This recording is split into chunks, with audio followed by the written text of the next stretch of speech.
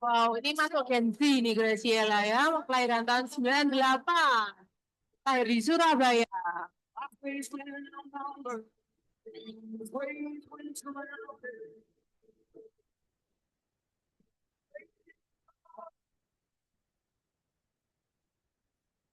Wah, angkatan anak Petra, sama dong.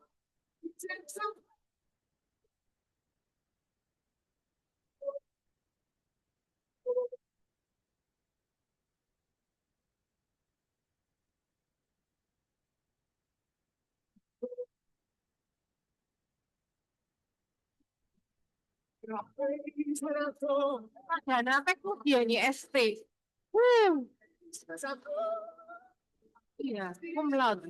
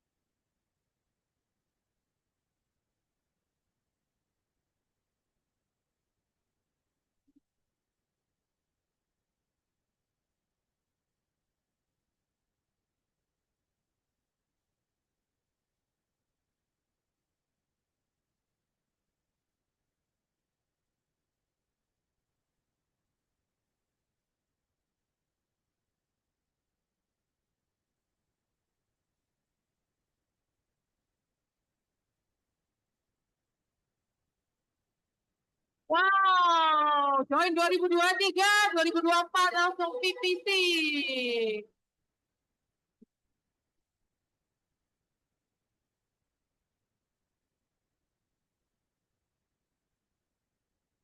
Woo.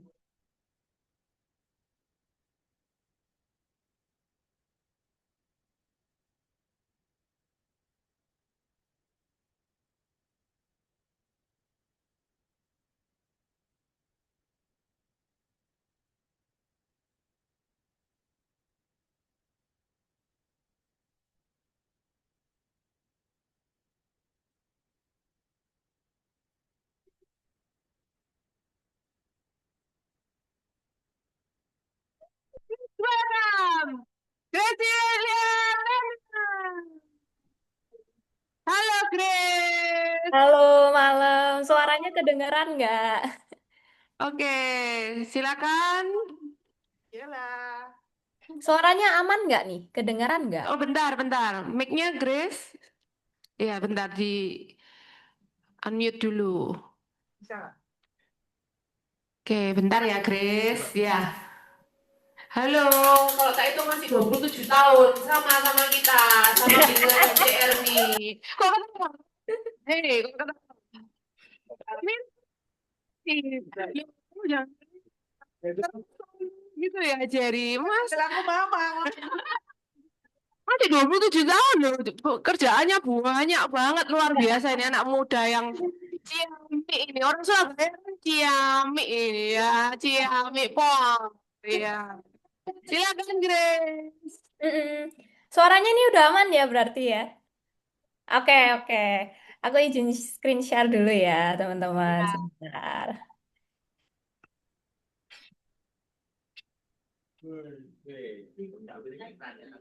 Aman ya, kelihatan ya. Oke. Malam, bukan malam ya. Kita pagi, teman-teman. Semangat pagi. Mantap.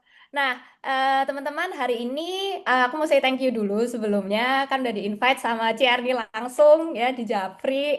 Thank you banget, Ci, udah dikasih kesempatan. Dan ini aku juga surprise banget sih, ternyata dapet tawarannya langsung dari Surabaya ya, teman-teman ya. Ini kampung halaman soalnya. Ini udah lama nggak balik Surabaya gitu. Tadi pas dengerin teman-teman juga, apa sih, sesi pembukaan ya. Wah, ini medok banget nih, gitu. Udah lama gitu nggak dengerin, nggak balik soalnya gitu.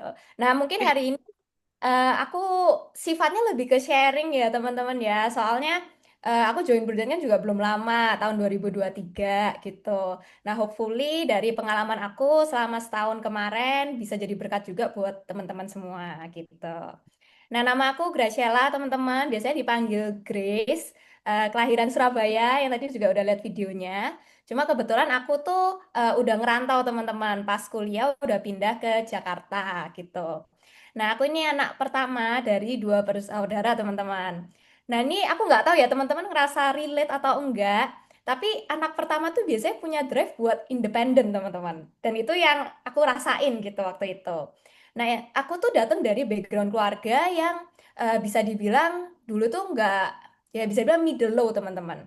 Ingat banget pas dulu aku SD, kurang lebih kelas 5 atau 6 SD, saking susahnya zaman ekonomi waktu itu, kalau misalnya beli beras tuh teman-teman nggak bisa yang langsung satu karung gitu. Jadi mesti nyicil belinya. Misalnya kayak minggu ini ada duitnya berapa ya beli sekilo dulu, 2 kilo dulu, ntar minggu depan nyusul beli lagi gitu. Jadi nggak pernah bisa beli yang langsung satu karung. Nah, semenjak saat itu tuh aku tuh udah ada trigger gitu loh teman-teman. Kayak ngebayangin, duh mau sampai kapan ya kayak gini terus gitu. Yang pastinya pengen sekolah yang benar, kuliah yang benar, sukses kerja dan bahagiain orang tua. Sebenarnya sesimpel itu sih teman-teman. Nah, ini boleh dilihat, ini sebenarnya timeline kehidupan aku sebelum akhirnya aku join di Prudent, teman-teman. Aku ambil mulai dari aku kuliah ya. Tadi kalau lihat di video, bener aku sarjana teknik, dulu ngambilnya teknik sipil, teman-teman. Jadi, kalau lulus jadi kontraktor biasanya. Nah, sebenarnya jurusan teknik sipil ini tuh jarang banget cewek yang ngambil. Kalau mungkin teman-teman ada yang jurusan teknik, biasanya tuh ceweknya paling cuma 20% lah gitu. Nah, dulu kok kenapa Grace ngambilnya teknik sipil gitu. Nah, sebenarnya simpel sih teman-teman. Dulu kan mikirnya kayak, oke nih, aku secara sekolah udah pinter, nilai udah bagus. Apa ya kira-kira jurusan yang aplikatif? Sebenarnya mikirnya cuma gitu teman-teman. Karena dengar-dengar kan katanya kontraktor tuh duitnya gede gitu kan. Jadi aku mikir, oh ya udahlah kalau misalnya nilaiku bagus, aku ngambil kontraktor, berarti nanti cepat sukses. Sebenarnya mikirnya sangat simpel gitu. Nah, singkat cerita udah kuliah, sembari kuliah aku tuh juga ada ngambil kerja part-time, teman-teman. Dulu kerja di ini, teman-teman, Koi Bubble Tea, kalau tahu di Surabaya juga ada gitu. Dulu kerja part-time jadi barista. Ya di sini sifatnya sebenarnya pengen cari tambahan aja sih, teman-teman. Apakah ada background di bidang F&B itu sama sekali nggak ada gitu. Jadi benar-benar ya terjun aja nyoba gitu. Di situ surprisingly aku juga belajar banyak, teman-teman. Dulu sering banget ditaruh shift di kasir gitu. Nah, pas di kasir itu kan kita secara nggak langsung pasti eh, tatap muka sama customer, kasih rekomendasi, nanti kalau mereka ada komplain juga ke kita gitu. Jadi sedikit banyak aku tuh ngerasa, oh ternyata selama aku part time di Koi itu berguna juga ya pengalamannya. Karena ternyata pas kerja di Prudent sendiri di dunia asuransi, kita kan memang dealingnya service ya teman-teman sama klien gitu. Nah, aku ngerasa, ternyata berguna juga nih. Dulu aku pernah part-time jadi kasir gitu. Nah, udah singkat cerita, part-time-nya udah udah lulus gitu, 6 bulan, terus lanjut magang. Magangnya sama di dunia teknik sipil. Nah, di sini tuh sebenarnya aku sudah mulai meragukan, teman-teman. Kayak, wah, gila ya cewek kerja di lapangan tuh sangat-sangat jarang banget gitu. Dan ini kan kita dealingnya sama tukang, sama mandor gitu. Nah pas saat itu tuh udah mulai mikir, wah cewek sih nggak didengar sama sekali sih teman-teman di lapangan. Nah itu udah mulai ragu tuh kayak, wah ini gimana nih ke depannya kalau tetap kerja di sipil tuh masa depannya kayak apa ya? Nah, singkat cerita 2020 lulus nih teman-teman. Ini tuh aku sedikit cerita nggak bermaksud untuk sombong atau gimana ya teman-teman ya. Dulu aku lulus teknik sipil itu sebagai wisudawan terbaik di angkatan aku. IPK-nya dulu 3,94 teman-teman. Bayangin, itu kayak udah hampir summa cum laude gitu ya. Dan di saat itu teman-teman, aku tuh ngerasa kayak, wah gila aku udah on track banget nih secara edukasi, semua tuh udah the best gitu. Aku merasa CV ku tuh udah sangat perfect dengan nilai yang baik dan juga ada banyak kegiatan organisasi. Pikirnya, ah ini cari kerja gampang nih, aku pasti cepet lah sukses gitu. Nah, ternyata tahun 2020 teman-teman, itu pas banget kita zaman pandemi, baru pertama kali. Nah, di saat itulah aku ngerasa kayak, wah harapanku tuh hancur semua teman-teman. Yang aku pikir dengan wisudawan terbaik, dengan CV yang bagus, aku tuh gampang cari kerja. Ternyata pas udah lulus cari kerjaan pas zaman pandemi itu sangat-sangat sulit. Walaupun CV aku menurut aku bagus gitu. Nah, singkat cerita, karena susah cari kerjaan, di saat itu adalah satu tawaran teman-teman dari alumni. Jadi dia memang punya perusahaan sipil juga, dan dia tawarin, udah Grace, kamu bantuin Koko aja kerja jadi quantity surveyor. Nah, aku mikir, ya udahlah ya, daripada nggak ada kerjaan gitu, akhirnya aku kayak, ya udahlah kok aku terima gitu. Nah, dulu inget banget teman-teman, gajinya tuh masih sangat minim. Gaji fresh grade tuh dulu zaman aku cuma 4,5 juta gitu. Nah, singkat cerita udah kerja kurang lebih aku kerjanya nggak lama sih teman-teman, cuma 6 bulan kalau nggak salah. Di situ aku udah ngerasa kayak wah ini nih kayaknya no future nih di sini. Karena aku ngerasa selama aku kerja jadi QS teman-teman, QS tuh kita sederhananya misalnya ada project, kita tuh ngitung kebutuhan materialnya teman-teman. Jadi misalnya luas tanahnya segini, kira-kira butuh pasirnya berapa, batunya berapa, kayak gitu. Nah, selama aku ngerjain jadi QS, aku ngerjain ya sebisa aku kan teman-teman, aku hitung. Tapi tuh nggak pernah ada mentor yang membimbing aku sebenarnya di kantor. Nah, nggak ada mentor yang ngebimbing, terus aku juga nggak tahu sebenarnya apa yang aku hitung tuh bener atau enggak. Nah, di situ aku udah mulai kayak krisis identitas teman-teman. Ngerasa kayak, wah ini mau sampai kapan nih kalau kayak nggak ada yang ngebimbing, ini kerjaan future-nya bagaimana gitu. Nah, akhirnya di situ aku memutuskan aku take big leap sih teman-teman. Aku mikir kayak, udahlah aku resign aja, aku pikir aku mau tambah skill gitu. Nah di saat itu kebetulan sebagai seorang cewek aku tuh lumayan interested teman-teman di bidang beauty. Nah ini memang nggak ada hubungannya sama teknik, tapi aku memutuskan kayak udahlah aku nekat aja, aku coba belajar jadi MUA gitu, jadi belajar make up. Karena yang aku dengar-dengar teman-teman pada waktu itu ya, kalau make up itu kan semakin tinggi jam terbang, sekali make upin kain bisa nilainya puluhan juta. Jadi aku mikir, oh ya udahlah belajar aja deh gitu. Nah, singkat cerita udah belajar jadi MUA, ternyata MUA itu nggak sesederhana yang kita pikir loh teman-teman, dan modalnya juga lumayan gitu. Pas dulu jadi MUA, aku menyadari kayak ternyata beli peralatannya, kuasnya, make upnya, even kayak foundation ya teman-teman. Kita kan pasti kalau klien tuh kan warna kulitnya beda-beda tuh, ada yang terang, ada yang gelap. Kita tuh kan minimum sedia pasti dua foundation teman-teman, yang gelap sama yang terang biar bisa di mixing gitu kan. Dan masing-masing dari nilai produknya ini kan lumayan teman-teman jutaan gitu bunyinya. Jadi kalau di total-total tuh udah pasti 10 juta lebih habis cuma buat modal yang belum tentu kita bisa dapat klien setiap saat kan. Jadi tuh udah mulai berasa nih, wah tabungan terkuras ya buat nyediain alat-alat itu. Dan memang mungkin aku rasa belum momentumnya kan ya teman-teman. Pas itu kan masih zaman COVID tuh, jadi nyari klien tuh juga nggak gampang. Nah singkat cerita, wah ini MUA kok kayaknya nggak workout ya. Akhirnya baliklah kerja kantoran lagi. Nah, pas balik kerja kantoran lagi, aku juga ada bantu suami buka bisnis, teman-teman. Jadi dia ada buka restoran. Waktu itu anaknya sama ya, teman-teman. Aku tuh anak autodidak. Jadi semua belajarnya langsung ya on the spot gitu. Pas dulu suami buka restoran dan cafe franchise gitu, ya aku ngerjain semua bidang, teman-teman. Purchasing belajar, finance juga belajar, terus habis itu operasional juga on the spot belajar, ngelayanin customer juga iya. Jadi ya semuanya otodidak, anaknya memang selalu belajar sendiri gitu. Nah singkat cerita setelah menjalani bisnis F&B sama suami itu, aku tuh tetap punya keinginan, aku tuh bisa punya bisnis sendiri, teman-teman. Makanya sembari bantu suami, aku sempet coba-coba iseng jualan baju online, pakai Tokped, pakai Shopee. Nah, waktu itu tuh ya anaknya semua dijalanin sendiri. Kayak photoshoot katalog ya sendiri, nentuin bajunya, desainnya semua sendiri. Padahal nggak ada background fashion sama sekali, teman-teman. Jadi kayak kain tuh sebenarnya juga nggak ngerti. Cuma berdasarkan kayak, oh Bu, ini lagi ada kain yang bagus nih kayak gini. Ini susah nih langka nyarinya. Ya udah aku beli, teman-teman. Dan beli itu kan nggak bisa cuma mau berapa meter, harus pasti satu roll gitu. Dan balik ke konveksinya juga ada minimumnya, mesti bikinnya oh satu lusin, dua lusin gitu. Jadi sebenarnya itu uang belajarnya banyak banget teman-teman. Pas aku bikin bisnis baju, karena kan semuanya harus nyetok, nyetok, nyetok, dan tapi outputnya itu kurang teman-teman. Jadi di situ benar-benar duitku tuh mati semua di bahan gitu. Singkat cerita kayak gitu ya teman-teman. Nah masuk di tahun 2023, di situ tuh aku udah lagi ada di titik jenuhnya aku teman-teman. Karena istilahnya bisnis sendiri nggak jalan. Terus setelah itu ya jadinya kan bergantung sama kerja kantorannya kan ya teman-teman.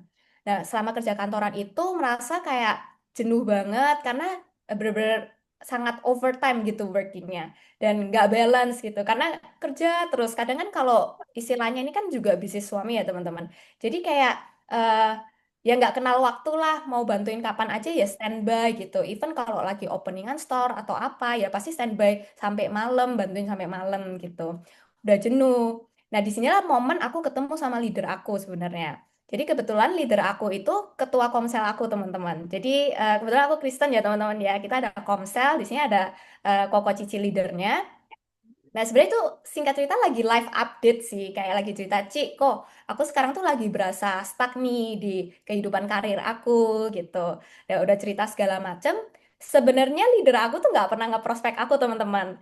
Nah, tapi aku ada ngomong lah, kok, Cik, aku tuh kepingin nih punya kerjaan tuh yang fleksibel. Tapi di satu sisi tetap income-nya itu pas, bukan pasti sih. Aku bilangnya fleksibel, tapi kerjanya tetap profesional gitu, aku bilangnya. Nah, ini kan agak contradicting ya teman-teman. Mana ada kerjaan yang profesional tapi fleksibel. Biasanya kan ya pasti 9 to 5 punya kan.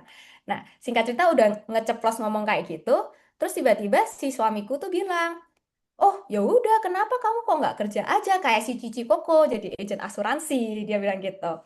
Nah, di momen itu tuh teman-teman aku langsung refleks, langsung ngomong, ah ya nggak mungkin lah aku bilang kayak gitu tuh. Karena singkat cerita kalau teman-teman lihat cerita aku kan anaknya lumayan yang kayak belajar mulu gitu kan. Makanya nilainya bisa bagus teman-teman. Jadi tuh tipikal anak yang kupu-kupu, kuliah pulang. Jadi kurang bersosialisasi lah. Intinya anaknya sangat introvert. Makanya pas si suami bilang kayak jadi agen asuransi, aku nggak ada kepikiran sama sekali sih teman-teman untuk kerja di bidang sales gitu. Karena menurut aku ini bukan kekuatan aku gitu. Nah, singkat cerita udah aku tolak. Terus habis itu ya udah tuh di rumah balik aku mikir teman-teman karena kan anaknya juga tetap logik ya teman-teman. Mikir sebenarnya yang dibilang suami aku tuh juga nggak salah ya. Agen asuransi kan juga satu enaknya kan kita udah nggak pakai modal nih.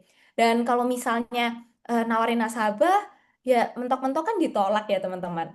Dan kalau kerja fleksibel bener, kita mau ngatur janji temu sama siapa ya kita sendiri yang ngatur. Jadi aku kayak ngerasa sebenarnya nggak ada salahnya sih gitu. Nah akhirnya semenjak kayak udah aha moment itu, ya aku kontak balik ke Koko Cici Komsel aku gitu. Nah, aku langsung, jadi sebenarnya Grace itu nggak pernah direkrut teman-teman, tapi Grace itu yang mencemplungkan diri sendiri jadi agen asuransi gitu. Nah ya udah tuh kontak leader aku tanya kok Ci, ya udah deh, aku boleh nggak Ci dijelasin dulu nih bisnis asuransi itu kayak apa gitu. Jadi itu teman-teman awal permulaan aku join di bisnis prudensial. Thank you. Nah, eh, ini sebenarnya aku sedikit ngingetin teman-teman sih, kita back to basic ya teman-teman. Kayak kenapa sih kok why pro gitu? Nah, yang pertama teman-teman, enaknya di bisnis pro itu apa? Kita kan satu yang udah fix, kita tuh nggak pakai modal teman-teman. Dan ini yang aku ngerasain bener-bener enak banget karena aku udah ngejalanin kan ya. Waktu itu jadi MUA aja itu tetap harus keluarin modal yang lumayan tuh teman-teman buat apa namanya nyetok make up dan lain-lain. Dan juga pas bisnis baju apalagi itu modalnya lebih besar lagi teman-teman. Dan juga ngelihat suami buka bisnis resto, wah itu juga modalnya lebih gila-gilaan lagi. Dan belum tentu ada jaminan untuk BEP kan ya teman-teman. Nah, makanya di situ udah enak banget. Satu, kita tuh nggak pakai modal. Kalau misalnya mungkin ada rekrutan kalian yang bilang, loh, Grace, tapi kan namanya kita mau prospek nasabah kan ya pasti harus ini dong, ongkos keluarin duit bensin, duit kopi lah mungkin. Nah, menurut aku teman-teman ini tuh sebenarnya bukan modal ya teman-teman ya. Tapi ini kan lebih ke ongkos dan dimana kalau kita kerja kantoran, ya kita juga pasti ada ongkos pulang pergi yang kita harus provide sendiri gitu. Jadi menurut aku beda teman-teman. Ini kita benar-benar nggak pakai modal. Kita nggak nyetok. Kan nggak ada ya teman-teman ya kita izin asuransi nyetok polis kan ya. Jadi benar-benar no modal. Nah kalau dibilang modalnya apa sih? Sebenarnya modalnya itu literally kita cuma berani ngomong aja sih. Berani sharing, berani edukasi nasabah kita gitu. Dan kalau ditolak juga nothing tulus ya. Nah, lanjut nomor dua, enaknya bisnis pro itu apa? Dan ini yang juga yang membuat aku akhirnya kan decide untuk join di pro, yaitu fleksibel teman-teman. Karena singkat cerita, banyak juga ternyata bisnis owner itu yang kendala di sini nih. Karena memang bisnis itu kan, ya istilahnya lu udah taruh modal gede nih buat bisnis ini, ya harus all out gitu di bisnis ini. Kalau misalnya enggak, ya nanti akan ada banyak istilahnya dana-dana yang keluar yang tidak terpantau gitu kan. Jadi benar-benar harus intens banget diperhatiin. Nah, enaknya di bisnis pro ini benar-benar fleksibel, teman-teman. Kita bisa atur kita punya waktu gitu. Kayak tadi aku bilang mau janji temu kapan, rutenya gimana, semua itu bisa kita atur sendiri. Dan misalnya kita mau pergi holiday, nggak perlu tuh yang namanya repot-repot izin cuti lagi, ngitung jatah cuti gitu kan. Dan kebetulan aku personally juga tipe orang yang suka jalan-jalan, teman-teman. Jadi aku ngerasa being fleksibel tuh sangat-sangat nilai plus gitu buat aku. Nah, lanjut lagi yang ketiga, ini juga yang sangat menarik dari bisnis pro, yaitu passive income-nya, teman-teman. Karena nggak semua bisnis itu bisa punya passive income. Dan kita harus menyadari nih, kadang kan juga pas kita mau ngerekrut, kita juga harus ngomong. Kalau misalnya, ya kita being realistic bahwa kalau kita kerja kantoran, pasti akan ada waktunya di mana kita pensiun. Tinggal pertanyaannya setelah lu pensiun itu, kayak tabungan yang udah kamu kumpulin, antara either kamu mau pakai itu semua buat holiday, buat enjoy life, atau kedua baru mau mulai eh, bangun bisnis gitu, yang which is itu juga ada resikonya ya kan. Belum tentu istilahnya uang pensiunnya sudah kamu tabung sekian lama bisa untung gitu. Nah, jadi balik lagi di sini enaknya ya itu passive income teman-teman karena kita bisa bangun dari awal kita join di pro. Ya which is dengan kita rekrut, bangun tim, ngegedein tim. Nah, itu semua bagian dari membangun passive income. Nah, lanjut lagi, yang enak itu sistemnya udah ada, teman-teman. Ini yang aku rasa juga nilai plus yang kadang orang anggap remeh gitu. Karena ketika aku ngebantuin suami aku buka bisnis restoran, sistem tuh nilainya sangat mahal loh, teman-teman. Untuk bikin sebuah sistem itu bisa habis puluhan sampai ratusan juta. Sedangkan di bisnis pro ini udah ada sistemnya, teman-teman. Kita tuh tinggal follow doang, tinggal pakai aplikasinya, tinggal ngikutin semuanya itu udah ada gitu. Dan kedua yang enak tuh adalah kita udah ada leadernya teman-teman. Bayangin tuh kayak pekerjaan-pekerjaan aku sebelumnya, even mungkin teman-teman yang entrepreneur nih. Kadang kan kita kalau misalnya belajar bikin bisnis kan ya udah nih asal coba nanti kalau misalnya gagal coba lagi. Jadi uang belajarnya itu kan banyak banget ya teman-teman. Sedangkan kalau di Pro ini kita udah ada leader yang notabene leader kita itu istilahnya udah banyak pengalaman nih, udah tahu nih lobangnya di mana aja. Jadi kalau misalnya kita konsultasi sama leader kita bisa dikasih tahu, lu jangan kayak gini. Kalau kayak gini tuh nanti bahaya nih, bisa begini. Nanti pengajuannya bisa ketolak loh, misalnya kayak gitu. Jadi enaknya udah ada yang bisa nasehatin teman-teman, karena eh, leader kita yang pastinya lebih punya banyak pengalaman. Nah, terakhir adalah percepatan income-nya, teman-teman. Kalau misalnya dibilang, eh, kan kadang kita suka ngomong, oh di bisnis flow itu bisa menghasilkan 100 juta per bulan gitu. Sebenarnya kalau kita ngomong bisnis owner yang lain, apakah nggak bisa punya 100 juta per bulan? Sebenarnya bisa juga kan ya teman-teman, ya nggak harus di dunia asuransi gitu. Tapi pertanyaannya yang bisa membuat orang mikir tuh adalah, dalam waktu berapa lama nih lu bisa dapat 100 juta per bulan? Misalnya orang kerja kantoran, oke, lu bisa dapat 100 juta per bulan. Tapi setelah berapa puluh tahun kamu kerja tuh, kamu baru bisa dapat angka segitu. Sedangkan kalau di pro, bisa jadi semakin rajin kamu kerja, 100 juta per bulan tuh mungkin kamu bisa dapat dalam waktu yang sangat singkat, gitu. Nah, mungkin kayak hal-hal basic ini tuh yang bisa membuat kita kayak naikin kita punya belief lagi, teman-teman, sama bisnis kita sendiri, gitu. Nah, lanjut. Jadi singkat cerita, Kan 2023 itu aku join ya teman-teman. Tepatnya itu di bulan November. Jadi persis bulan ini. Itu kayak mark my second year di Prudent gitu. Nah, di bulan November aku join. Di situ tuh jalannya nggak mulus ya teman-teman ya. Jadi pas layaknya seorang agent yang baru pertama kali join ya awalnya coba prospek sekian banyak orang ternyata cuma waktu itu aku ingat banget cuma dapat satu teman-teman teman dekat sendiri dan kebetulan tuh karena polis dia di perusahaan yang lain tuh udah lapse dan dia memang mau cari pengganti gitu.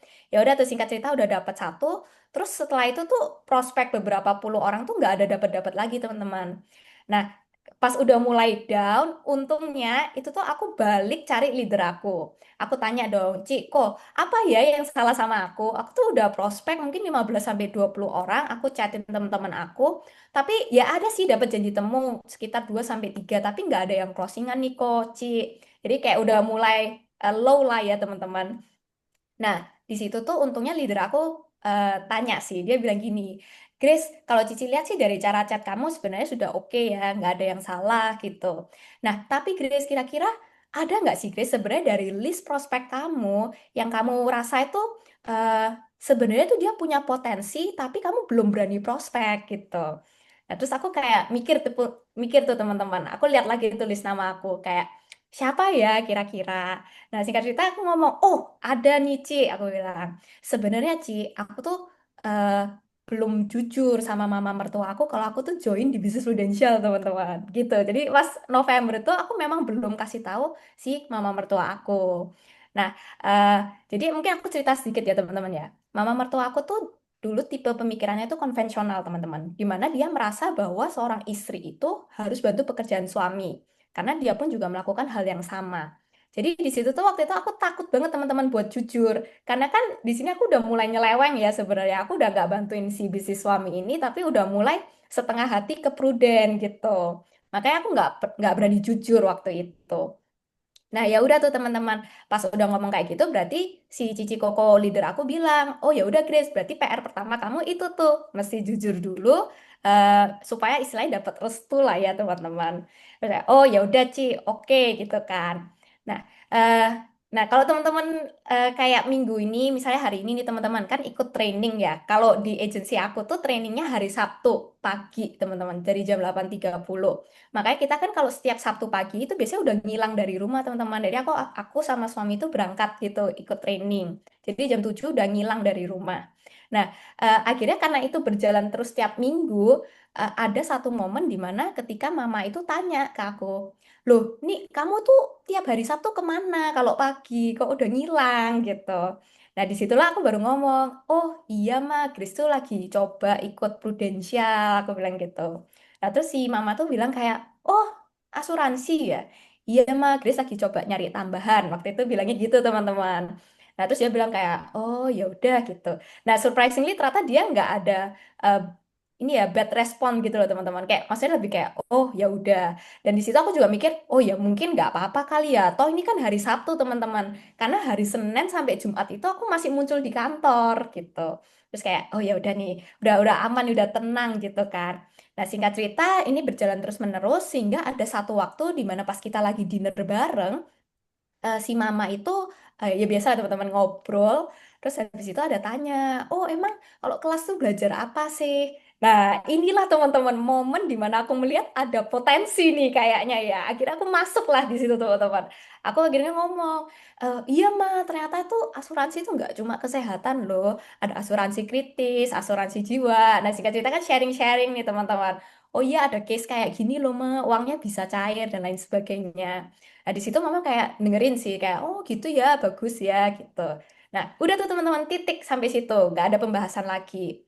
Nah, udah itu udah jalan kan November, Desember, nah lanjut di Januari nih teman-teman. Di Januari, di pertengahan bulan, tiba-tiba tuh si mama out of nowhere, bener-bener kayak langsung telepon, terus tanya, eh Grace, boleh nggak kamu panggil tuh si nama leader aku Kosalim sama Cidebi ya. Kamu panggil Kosalim sama Cidebi ke rumah, kita coba hitung bareng yuk, mama mau buka nih asuransi kritis sama jiwa. Jadi tuh bener-bener out of nowhere teman-teman, di tengah-tengah bulan Januari, dia langsung telepon dan mau langsung dibikinin proposal. Nah di situ kan kita langsung gercep dong teman-teman, semua langsung ngumpul di rumah, kita bikinin nih ilustrasi. Nah, singkat cerita bikin ilustrasi, si mama ini bersyukurnya punya histori medis yang clear, teman-teman. Jadi kita upsell lah, kita iseng ya, aku sama leader aku kayak, oh boleh nih Grace, kita coba ya upsell ya, prestige ya. Oh oke kok nurut, karena waktu itu kan aku baru 3 bulan jadi agent ya teman-teman. Jadi kayak ya ngerti nggak ngerti pokoknya nurut sama leader kan. Ya udah tuh kita tawarin prestige. Waktu itu ngambil PCB 88-nya 6,9 M teman-teman. Terus Pranugrah Syariahnya 3,1. Jadi kalau total kan UP 10 M gitu. Nah, pas udah dihitungin segala macam, ternyata si mama nih oke, teman-teman. Nah, itu yang bikin aku surprise kan. Karena aku kayak mikir, wah, dulu tuh awalnya aku mikir si mama ini bakal kayak maksudnya yang anti banget sama asuransi. Tapi tahunya pas bulan Januari tuh kayak somehow out of nowhere bener-bener kayak lempeng gitu loh teman-teman jalannya. Terus kayak, oh yaudah hitung-hitung oke. Dan benar-benar di hari yang sama semua tuh diproses teman-teman pembayaran semua dan langsung issued di malam itu. Wih, boleh kasih applause dulu kali ya teman-teman ya yang offline gitu ya. Nah gitu teman-teman, singkat cerita, ceritanya kayak gitu. Itu di bulan Januari. Dan pas banget di Januari 2024 itu tuh kita lagi ada bonanza teman-teman waktu itu. Bonanza yang 100% punya. Jadi bayangin ya teman-teman ya, apinya bisa kali dua waktu itu. Nah, eh, singkat cerita udah nih, udah issued polisnya. Ternyata teman-teman di Grace, bulan premi berapa ya waktu itu? Waktu Premi. itu preminya yang PCB 88 tuh 600-an dan yang Pro Anugerah Syariahnya 300-an, Ci. Jadi kalau di total 1 M lebih sedikit waktu itu kemarin. Gitu. Nah, singkat cerita teman-teman itu udah issued. Ternyata di bulan April akhir, jadi itu kan persis 3 bulan ya teman-teman ya. Di April akhir, ternyata mama mertua aku tuh terdiagnosa kena breast cancer. Jadi kalau teman-teman hitung-hitungan ya di kepala ya, dari pertengahan Januari ke akhir April, waktu itu tuh aku ingat banget durasinya itu selisihnya 3 bulan lewat 3 hari teman-teman. Jadi kebayang ya, ini baru ngambil asuransi kritis, kita punya masa tunggu kan 90 hari. Terus out of nowhere si mama ini beneran terdiagnosa breast cancer waktu itu. Nah, singkat cerita kita sebagai keluarga semua kaget ya, karena nggak ada histori teman-teman sebenarnya. Dan ini pertama kalinya kita ngalamin keluarga ada yang beneran kena kanker gitu. Jadi ya udah nih kita pokoknya fokus ke mama punya kesehatan dulu. Jadi kayak operasi, biopsi dan segala macamnya diurusin dulu sampai kelar. Dan di situ tuh aku ngerasa sebagai seorang agent tuh kayak ngalamin full cycle teman-teman. Udah dari selling, terus setelah itu beneran ada keluarga yang sakit gitu, ngerasain sebagai keluarganya juga, ngurusin nasabahnya, sampai masukin klaimnya, dan akhirnya duitnya itu juga cair teman-teman. Jadi full cycle. Nah, habis si mama mertua sakit itu nggak lama disusul di bulan Agustus itu mama aku sendiri juga sakit teman-teman, kena ginjal kronis sama kanker tiroid. Jadi makanya di tahun 2024 itu kayak roller coaster gitu loh buat aku. Dan, Agency and Health Product Management. nah, kayak roller coaster gitu teman-teman buat aku. Dan disitulah yang membuat aku itu menyadari kayak aku dapat full heart-nya tuh di situ teman-teman. Karena udah ngalamin mama mertua dan mama sendiri sakit, ngurusin mereka berdua. Nah, itu yang bener-bener bikin aku kayak, oh ternyata kalau seklise orang dengar ngomong asuransi itu kayak, oh iya soalnya kan kita nggak pernah tahu ya kapan sakit. Walaupun itu terdengar klise ya teman-teman ya, tapi itu bener-bener real loh. Karena aku sendiri tuh juga sebagai seorang agent dan sebagai keluarganya udah ngalamin itu sendiri. Dan ini literally happen kayak 3 bulan setelah ngambil polis loh teman-teman. Jadi di situ kayak ngerasa kalau agent ngomong kayak gitu tuh ya bener adanya gitu. Dan kalau misalnya kita bisa menyampaikan itu ke nasabah kita dengan emosi yang bener, ya aku rasa nasabah itu juga bisa tahu sih kalau kita tuh tulus mau nasehatin dia demi kebaikan dia sendiri gitu. Nah, ini yang juga teman-teman boleh pakai, boleh foto, boleh upload di sosmed juga. Aku ada sharing juga sih di IG aku sendiri. Nah, ini yang aku cerita mama mertua aku ambil PCB 88, 6,9 M, baru bayar. Jadi baru bayar setahun, teman-teman. Terus habis itu 3 bulan, lewat 3 hari, ternyata beneran terdiagnosa breast cancer. Waktu itu masukin klaimnya itu kurang lebih di bulan Mei kan, setelah operasi. Jadi masuk di bulan Mei, setelah itu tuh baru cair di April 2025 teman-teman. Jadi kalau dilihat lead time-nya memang agak lama ya teman-teman ya. Jadi dari Mei ke April hampir 1 tahun. Cuma di sini aku memahami posisi prudent juga sih teman-teman. Karena ini kan istilahnya early claim dan nilainya cukup besar ya dan baru bayar sekali. Jadi waktu itu investigasinya memang lumayan intens tuh teman-teman, benar-benar dicari dari segala macam ini ya rumah sakit. Terus waktu itu sempat dilempar juga ke bagian reasuransi, terus setelah itu reasuransi investigasi ulang lagi. Jadi waktu itu lumayan ini nih tektokannya. Tapi bersyukurnya, makanya itu ya pentingnya kita declare clear di awal tuh ya kayak gini nih teman-teman. Kita kan nggak pernah tahu ya kapan tuh orang bakal ngeklaim gitu. Dan ini kan bersyukurnya emang clear di awal, jadi pada akhirnya Prudent juga nggak punya alasan untuk menolak klaimnya dan ini beneran cair 6,9 M di bulan Aprilnya teman-teman. Boleh kasih aplaus. Graciela, Ya, boleh tanya nggak? Itu tapi premi tahun keduanya nggak perlu bayar kan? Nggak nah, dibayar kan? ini bagus banget sih pertanyaannya. Jadi, waktu proses investigasi itu masih berjalan, kan kita jatuh tempo di bulan Januari ya, Ci ya. Nah, itu Prudent tetap mewajibkan kita untuk bayar. Jadi, Iya aku betul. antisipasi waktu itu udah di-convert ke bulanan dulu, Ci. Kan awalnya Oh, bayar di convert. tahunan. Ah. Iya. Jadi, aku ganti jadi bulanan gitu.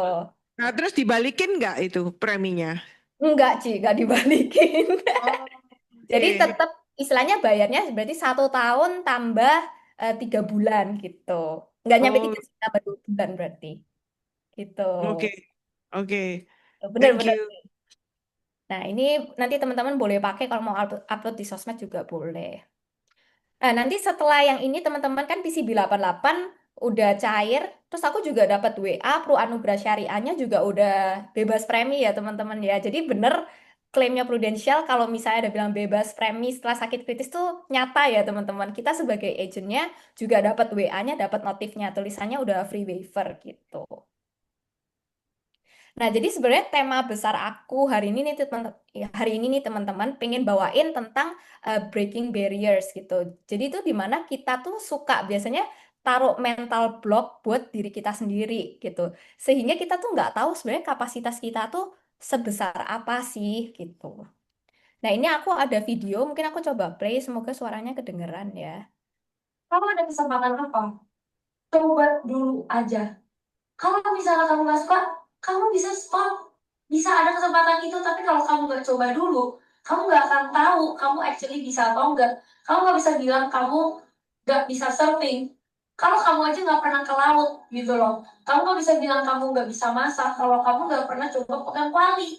Jadi coba dulu aja, kamu nggak tahu kapasitas diri kamu loh. Sekarang kamu cuma menerka-nerka, takut bisa gak ya, bisa gak ya, bisa gak ya. Tapi kalau kamu actually nggak pernah coba, nggak pernah tahu. Mendingan kamu nyesel karena penasaran atau kamu nyesel karena udah pernah coba dan kamu udah tahu kamu nggak suka hal itu. Kalau dari menurut aku sih, daripada kamu nyesel sih mendingan coba dulu aja. Karena kalau kamu coba, chance-nya tuh 50-50. Yes. Kalau kamu nggak coba, chance-nya nol. Jadi 1 tahun ke depan, mau ngapain sekarang? Mau gini-gini aja. Nah, kayak gitu ya teman-teman ya. Jadi pas aku dapat video ini, aku suka banget sama statementnya si Alicia Eva ini tentang kalau misalnya kamu coba, chance-nya itu 50-50. Daripada kamu nggak nyoba sama sekali, chance-nya itu nol. Dan aku merasa tuh sangat relate sama kejadian aku kemarin tuh teman-teman. Ketika aku memberanikan diri untuk nawarin dan melihat kesempatan itu, aku langsung masuk. Ternyata surprisingly responnya kan lebih ke positif ya teman-teman ya dan berakhir berujung bisa closing gitu. Nah, tapi coba kalau misalnya aku udah kayak overthinking dan kalah sama pikiran aku sendiri dan aku nggak nawarin, bisa jadi itu diambil sama agent lain loh teman-teman, ya kan? Dan singkat cerita, pas setelah kejadian ada diagnosa breast cancer itu dan udah klaim, sebenarnya si mama tuh sempat cerita teman-teman. Jadi dia bilang, kan aku tanya, Mama tuh beneran nggak tahu ya, Ma, kalau misalnya ada benjolan itu gitu sebelumnya. Aku tanya gitu kan. Nah, si Mama bilang, beneran nggak tahu nih, memang nggak berasa apa-apa gitu. Terus kenapa Ma kok tiba-tiba mau buka gitu? Dan nilainya kan lumayan besar kan ya teman-teman. Nah, si Mama cuma bilang gini, "Eh, ya Mama tuh nggak tahu nih, tapi di awal-awal tahun itu, nah kebetulan Mamaku tuh lumayan religius ya teman-teman. Dia bilang pas dia doa pagi, dia cuma ada gerakan yang sangat kuat. Tuhan bilang suruh buka. Cuma gitu teman-teman. Nah aku cuma bayangin kayak, wah Tuhan tuh bener baik ya. Kalau misalnya aku nggak memberanikan diri untuk ngomong, bisa jadi kan mama bukanya sama yang lain. Karena Tuhan udah suruh buka gitu. Tinggal siapa nih yang approach dia duluan gitu kan ya. Dan aku bersyukurnya kayak di situ aku berani, aku nawarin. Nah ini juga buat buat ngingetin temen-temen nih. Ini kan kita udah final sprint ya teman-teman ya, udah sisa 2 bulan gitu. Kalau mungkin nih yang concernnya butuh api besar gitu ya, boleh coba dicek lagi tuh list prospeknya, dilihat lagi. Kira-kira ada nggak sih sebenarnya calon-calon yang mungkin kita tuh tahu nih, misalnya trustnya udah ada, secara finansial kita lihat juga bisa nih, kayaknya mampu nih. Tapi kita belum tawarin teman-teman, entah dengan berbagai macam alasan yang mungkin kalian punya ya, dan asumsi-asumsi yang kalian udah ada di kepala. Nah, itu boleh dihilangin dulu asumsinya. Coba deh teman-teman, ini udah 2 bulan terakhir kan, coba deh ditawarin dulu. Siapa tahu ya memang berkatnya kalian, dan orang itu mau buka sama kalian. Kayak gitu ya. Nah, ini juga kayak mungkin kalau teman-teman yang hari ini ada yang mungkin masih baru gitu kan. Terus kayak ini kendala yang umum sering aku dapetin sih pas aku ngerekrut gitu ya. Biasanya malu gitu, nggak mau jualan. Nah, aku suka tanya kenapa sih kok maksudnya ngerasa jualan itu beban banget gitu kan.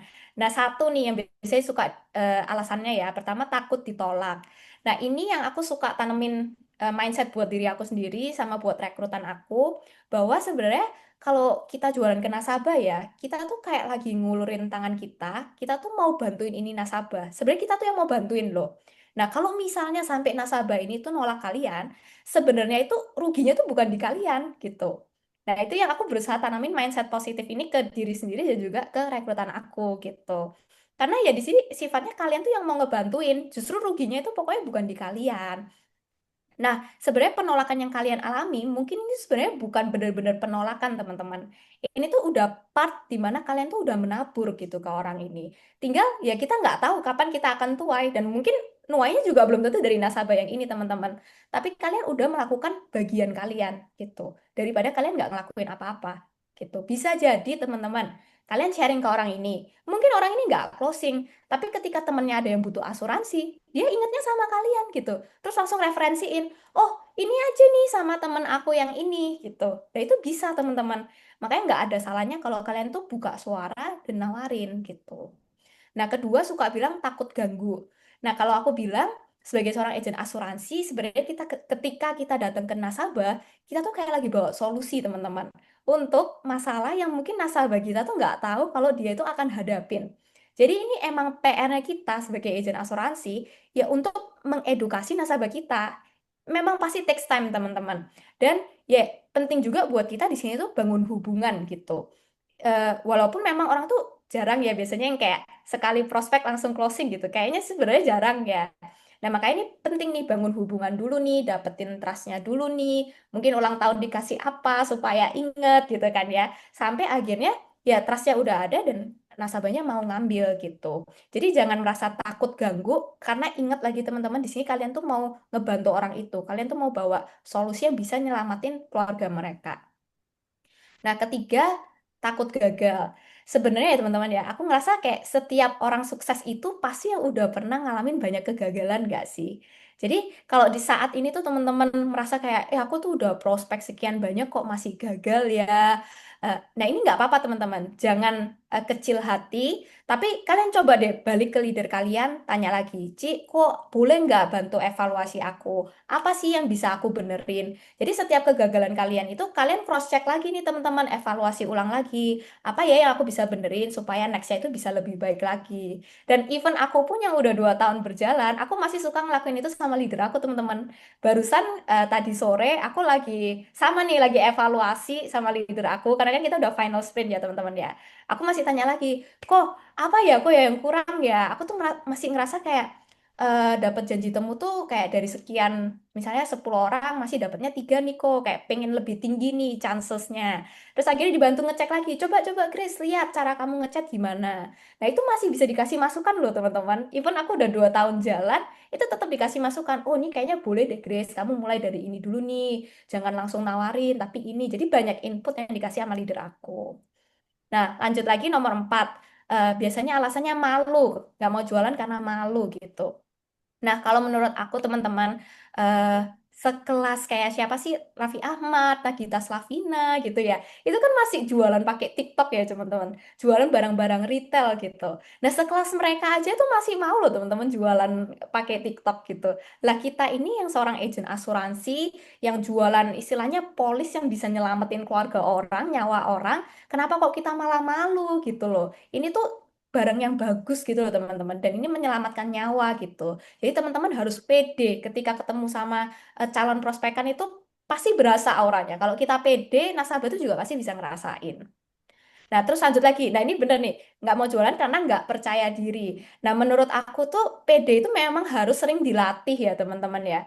Kalau misalnya masih ngerasa eh, takut ya, latihan mungkin role play sama leader gitu. Atau mungkin keluarga dulu yang diajak role play. Tapi intinya harus latihan, teman-teman. Dan nanti seiring kita dapat janji temu, mungkin pertama JFW dulu nih sama leadernya. Lama-lama mulai dilepas. Nah, itu semua berdasarkan jam terbang ya, teman-teman. Tapi kalau nggak pernah dilatih, ya nggak akan bisa-bisa gitu.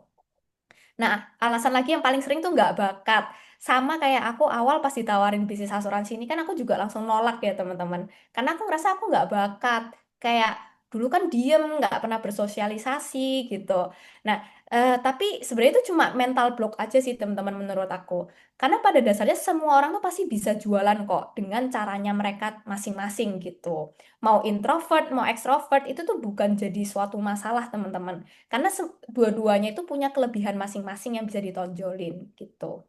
Nah, terus kalau nggak tahu caranya, nah ini udah bener teman-teman datang hari ini ikut sistem itu tuh udah part of teman-teman tuh bersedia untuk belajar. Baik itu mau dari speakernya ataupun belajar produknya. Nah, ini udah bener, pokoknya udah mau belajar.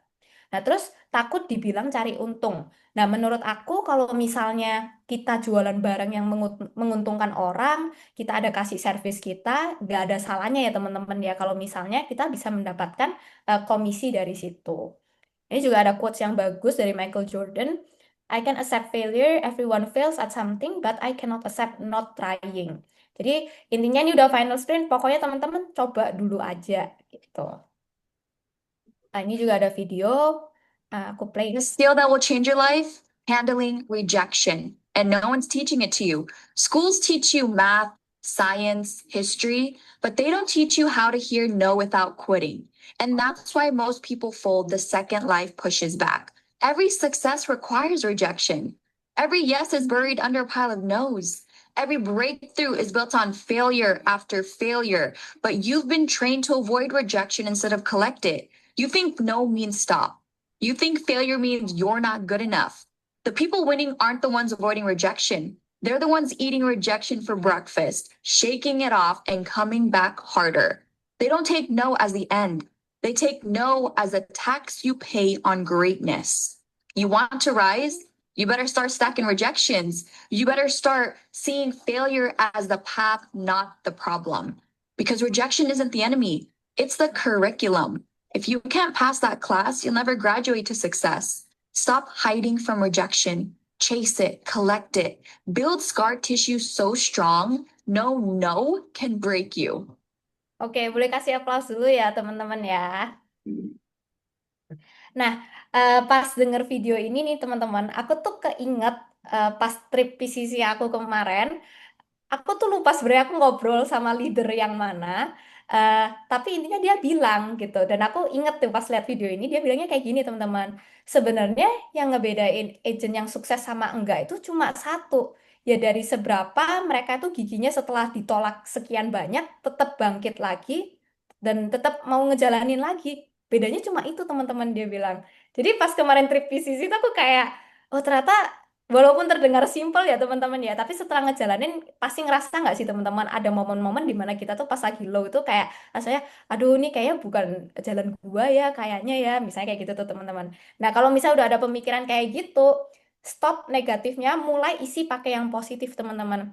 Karena mindset kita itu semakin sering kita tanemin hal yang positif, maka itu yang akan sering muncul teman-teman ketika teman-teman menghadapi suatu masalah. Kalau misalnya yang dipikirin tetap negatifnya, terus kayak ini bukan jalan aku nih, kayaknya kok aku ditolak terus ya, kayaknya ini rasanya ini deh, kayak nggak bisa deh dapat income dari sini. Nah, kalau udah itunya yang diisi terus, lama-lama ya negatifnya yang kelihatan. Jadi harus dengan sengaja ngisi pikiran kita tuh pakai hal yang positif, gitu. Nah, tadi kan kita ngomongin soal breaking barriers ya teman-teman ya. Kita ngomongin soal zona nyaman kita nih. Biasanya zona nyaman itu memang membatasi versi terbaik dari diri kita. Pertumbuhan itu teman-teman pasti terjadi di luar zona nyaman. Nah, aku tulis tuh kan ada zona 1, 2, 3 gitu. Nah, ketika kita ada di zona nyaman, mungkin kalau aku kasih gambaran, mungkin misalnya teman-teman yang masih kerja kantoran gitu. Ya, ini sangat nyaman ya teman-teman ya, karena kita tiap bulan dapat gaji yang fix, regardless kita kerja atau kerjanya full atau enggak, ya tetap gajinya full gitu. Nah, terus masuk ke zona kedua. Misalnya nih, oke udah dapet tawaran join di Bisnis Pro, mulai ngejalanin, tapi udah ngalamin banyak penolakan. Nah, di situ tuh mulai ada rasa takut, mulai ada rasa ragu. Nah, itu udah masuk di zona 2. Tapi ketika kita ngerasa takut, teman-teman, sebenarnya itu suatu pertanda yang baik. Karena ini kita artinya udah digoyang nih, udah keluar dari zona nyaman kita sebenarnya. Tinggal step berikutnya adalah kalian berani nggak tetap stay dan melangkah ke zona tiganya, yaitu zona di mana kita bertumbuh gitu. Nah, misalnya udah ngalamin banyak penolakan, tinggal kalian berani nggak sih untuk tetap punya mindset yang positif supaya tetap punya gritnya berjuang sampai akhirnya beneran closing, teman-teman. Nah, ketika kita udah closing, itu pasti akan meningkatkan kita punya rasa percaya diri, teman-teman. Kayak ngerasain nggak sih, biasanya kayak agent baru, kan suka dibilang, oh harus dipepet nih 3 bulan pertama, yang penting closing satu dulu biar semangat gitu kan. Nah, karena bener teman-teman, ketika ini agent tuh achieve sesuatu dengan usaha dia, rasa pedenya tuh pasti numbuh gitu. Nah, meningkatkan rasa percaya diri. Terus yang pastinya keluar dari zona nyaman itu juga membuka peluang yang baru ya teman-teman. Kayak cerita aku sendiri ketika aku istilahnya dari kerja kantoran, nyoba masuk di bidang sales, jualan asuransi gitu ya. Ini juga sesuatu yang istilahnya nggak nyaman buat aku, tapi aku mencoba kan teman-teman. Dan ternyata setelah ngejalanin, ya ini membuka peluang baru buat aku dan ternyata aku enjoy banget gitu teman-teman di bisnis asuransi. Karena kan ngerasa nggak sih kita tuh punya komunitas tuh positif kan ya teman-teman ya.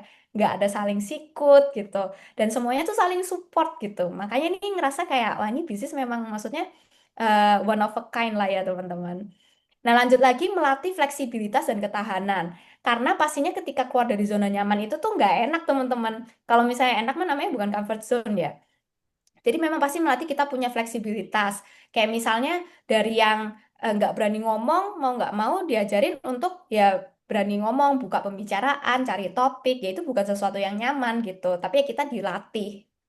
Nah, terus juga menghindari stagnasi supaya nggak gitu-gitu aja teman-teman. Dan juga menemukan potensi diri yang sebenarnya. Nah, ini aku juga sering dengar, misalnya nih, ada sekumpulan karyawan yang kumpulnya sama karyawan yang lain, yang mungkin gajinya itu maksimal di 20 juta lah. Ya, maka orang itu akan merasa bahwa 20 juta itu adalah maksimal yang dia bisa dapetin. Tapi begitu orang ini pindah kolamnya ke orang-orang yang mungkin pebisnis gitu, yang bisa punya income 100 juta. Maka di situ akan membuka pikiran orang ini bahwa ternyata income 100 juta itu possible ya, kayak gitu. Nah, itu pentingnya teman-teman buat kita keluar dari zona nyaman kita. Dan yang pastinya terakhir itu kita menginspirasi orang lain. Karena dengan keluar dari zona nyaman kita menemukan potensi baru dari diri kita, achieve sesuatu, ini tuh bisa menginspirasi orang lain. Singkat cerita teman-teman, aku ada kejadian lucu pas trip PCC kemarin, kan biasalah ya kita ada story-story, kita post tuh di Instagram. Nah, ternyata dengan ngepost kayak gitu tuh teman-teman, nggak ada maksud apa-apa sih sebenarnya. Tapi ada salah satu teman aku tuh yang ngechat, nge-DM. Dia cuma bilang, Grace, enak banget ya jalan-jalan sama dibayarin sama Prudential gitu. Terus aku bilang, iya nih gitu. Cuma gitu doang tuh teman-teman. Terus dia tiba-tiba bisa nyeletuk sendiri. Dia bilang, boleh nggak sih Grace kamu jelasin aku tentang bisnisnya tuh kayak apa? Nah, kayak gitu tuh teman-teman. Kadang yang mungkin kita pikir sepele ya, ternyata ya itu bisa membuahkan sesuatu gitu loh. Yang penting kalian terus melakukan aktivitas yang berkaitan sama bisnis kalian gitu. Nah, di situ aku cuma ngepost aja, oh lagi jalan-jalan nih tripnya Prudent gitu. Ternyata beneran ada yang nyantol teman-teman dan mau direkrut kayak gitu. Nah, terus lanjut, ini aku ada sedikit cerita. Ini judul aku kasih The Battle of Introvert. Karena ini benar-benar significant change yang aku rasain semenjak join di Business Pro ya teman-teman. Kayak yang tadi aku cerita, aku tuh sangat-sangat introvert banget dulunya. Jadi, kalau misalnya kita agent asuransi kan kadang suka difasilitasin sama agensi, misalnya buka booth di rumah sakit gitu kan ya teman-teman. Kita canvassing gitu. Nah, kemarin tuh aku sebenarnya inisiatif sendiri. Aku coba canvassing di restoran teman-teman. Jadi kayak ada bawa rekrutan aku bareng-bareng kayak waktu itu bertiga kita canvassing di restoran. Nah, karena memang jiwanya tuh sebenarnya masih introvert banget ya teman-teman ya. Jadi pas mau canvassing tuh kayak dalam hati tuh countdown sendiri teman-teman kayak oke ya, Grace 3, 2, 1 jalan gitu. Soalnya saking nervousnya teman-teman, karena memang pada dasarnya tuh nggak suka teman-teman kalau harus ketemu orang gitu loh. Tapi ya itu battle aku gitu. Aku berusaha ngelawan diri aku sendiri, nggak boleh nih kayak gini, harus berubah gitu. Dan ternyata setelah aku memberanikan diri 3, 2, 1 jalan gitu, jalan ketemu langsung halo Om. Nah kalau udah nyapa halo Om kan kita nggak mungkin diam ya teman-teman ya, pasti harus ngalir dong ngomong. Ya udah dong, ngajak ngobrol Om tantenya. Ternyata sebenarnya baik juga loh mereka, ngobrolnya juga santai gitu. Nah kayak gitu sih teman-teman, emang harus berani breakthrough.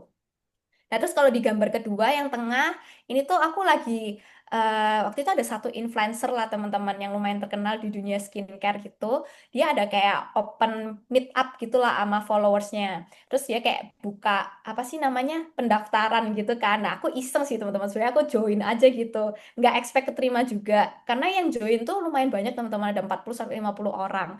Dan surprisingly dikabarin ternyata aku keterima nih teman-teman buat join meet up-nya si influencer ini. Nah, pas waktu itu tuh sebenarnya nervous banget teman-teman karena kan ya daftarnya iseng gitu. Ternyata beneran keterima dan kebetulan teman-teman yang lain join tuh pada entrepreneur semua lah intinya jualan barang gitu. Cuma aku sendiri yang agent asuransi jualan servis gitu lah teman-teman. Jadi kayak nervous cuma pas udah ngeberaniin diri udahlah pokoknya tetap datang aja ketemu gitu. Ya ternyata mereka semua baik-baik sih responnya juga positif gitu. Nah, sama yang ketiga, ini battle aku juga yaitu public speaking, teman-teman. Karena kan kalau orang yang introvert cenderung susah untuk public speaking kan. Nah, jadi kayak hari ini bisa sharing sama teman-teman tuh sebenarnya aku sudah melalui banyak proses ya, sampai bisa sharing ke teman-teman semua kayak gini. Nah, jadi kalau dibilang introvert itu sebuah batasan buat kita join di bisnis asuransi itu menurut aku salah banget sih, teman-teman. Karena aku ngerasa sebagai seorang introvert tuh aku juga punya banyak kelebihan di bisnis ini. Salah satunya kita yang introvert tuh adalah anak-anak yang sangat pandai mendengarkan. Jadi kalau misalnya orang extrovert kan mungkin lebih banyak ngomong gitu. Nah, kita introvert tuh sangat attentif. Kita tuh mendengarkan dengan baik, pendengar yang baik. Jadi kadang kalau dapat nasabah-nasabah yang big ya teman-teman, biasanya itu kan tipikal mungkin om tante yang suka banyak cerita gitu. Nah, kadang kita yang introvert tuh punya kelebihan loh di situ. Kita tuh pendengar yang baik dan biasanya kita lebih detail teman-teman. Jadi kalau misalnya ngelisin, oh ini produknya kayak gini nih om, gini nih gitu. Kita lebih detail biasanya. Jadi jangan menjadikan introvert ataupun ekstrovert itu intinya sebagai batasan atau alasan ya teman-teman. Intinya semua tuh pasti bisa selama diasah dan dilatih gitu. Amin, keren. Terus ini kita lanjut ada video lagi. Diri kamu yang dulu pasti kecewa sama diri kamu yang sekarang. Ingat gak dulu kamu bilang kamu mau rajin olahraga, mau mulai bisnis, tapi lihat kamu sekarang. Because here's the thing, waktu bakal tetap lewat. 5 tahun yang lalu tetap lewat dan kamu udah hasilin apa? Kamu bisa aja belajar skill baru, mulai karir di tempat yang baru, bikin bisnis, punya badan yang bagus. Tapi lihat kamu sekarang. Dan kalau kamu mulai 5 tahun yang lalu, guess what? You'd be 5 years ahead by now. Abis kamu nonton video ini, waktu bakal tetap lewat anyway. Kamu bakal isi pakai apa? Scrolling HP lagi. Bandingin diri kamu sama orang-orang yang gak pernah kenal kamu anyway. Membusuk di kamar kamu. Please deh, stop bikin diri kamu di masa depan kecewa. Cukup yang ini aja kecewa sama yang dulu. Mulai nabung, mulai kerja keras biar bisa jalan-jalan ke luar negeri juga and enjoy life to its fullest capacity.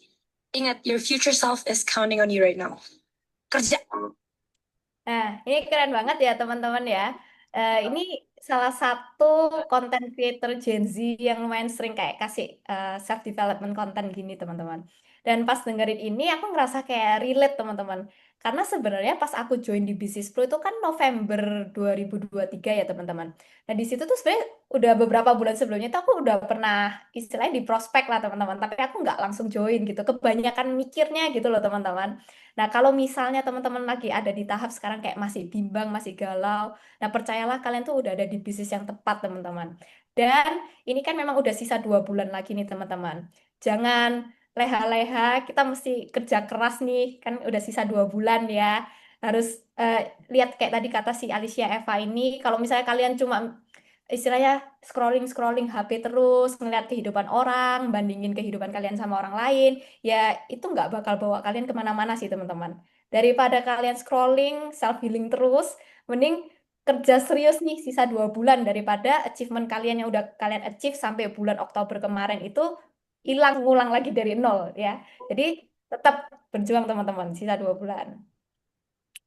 Nah, ini nih teman-teman. Ini sebenarnya lumayan relate sama kondisi aku waktu itu, karena kan aku tuh anaknya suka overthinking teman-teman.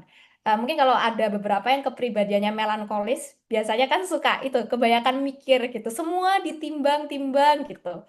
Nah, ini perbedaan thinkers sama doers teman-teman. Orang yang thinkers karena saking banyak mikirnya, mungkin 10 jam tuh dia tetap akan di titik startnya teman-teman. Karena banyak yang dipertimbangin. Aduh nanti kalau ini gimana ya? Nanti kalau nggak closingan gimana ya? Nanti kalau dia nggak suka sama aku gimana ya? Jadi kebanyakan mikirnya tapi nggak jalan-jalan. Nah saya kalau doers, yes pokoknya aku jalan dulu lah. Nanti kalau nabrak belok lagi gitu. Nah dengan kayak gitu malah nyampe tujuannya lebih cepat teman-teman. Yang satu 10 jam mikir masih di start, yang satu 1 jam udah nyampe finish gitu. Jadi kalau hari ini mungkin teman-teman yang punya kepribadian yang sama kayak aku, yang lumayan melankolis, suka mikir, overthinking, nah stop teman-teman. Mulai jalan, pokoknya lakuin aja gitu. Kadang tuh sebenarnya realitanya tuh nggak semengerikan di pikiran kalian loh. Pokoknya pikiran kalian tuh paling jahat deh kalau orang-orang suka overthinking. Gitu ya teman-teman.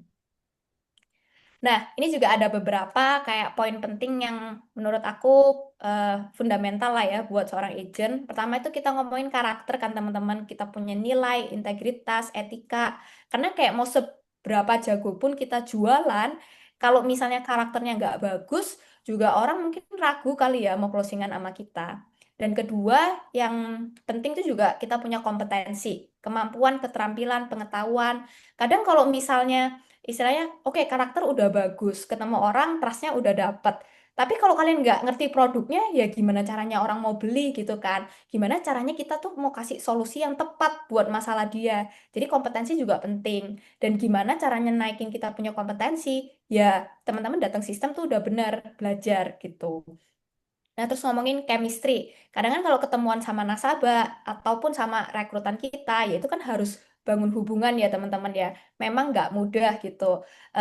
Ya, dapetin trust kan butuh effort ya teman-teman. Ya kayak yang tadi aku bilang, kadang kan hal-hal simpel yang kita bisa lakuin, mungkin kita ingat ulang tahun dia, kita beliin sesuatu, atau mungkin kalau kita ngeliat di story dia lagi sakit, kita sih mungkin kayak get well soon, kasih makanan or something gitu.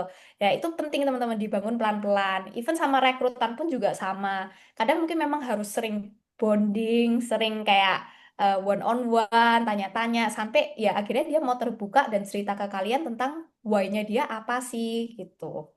Nah, baru ngomongin tentang culture atau budaya. Jadi pastiin kalau misalnya kalian dengan leader kalian itu tuh satu visi, satu satu misi. Kalau misalnya masih ada yang istilahnya slack gitulah ya.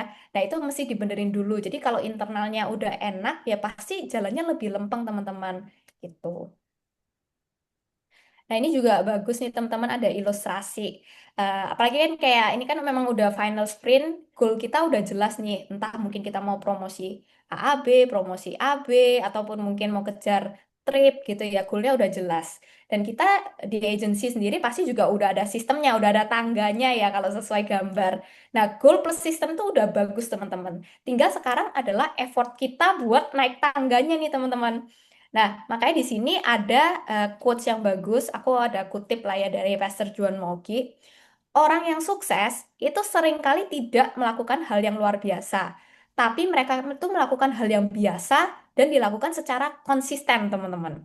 Nah, konsisten tuh apa? Konsisten tuh ngomongin soal setia, stabil, teguh dalam sikap, keyakinan, tindakan, bukan hanya semangat di awal, lalu berhenti.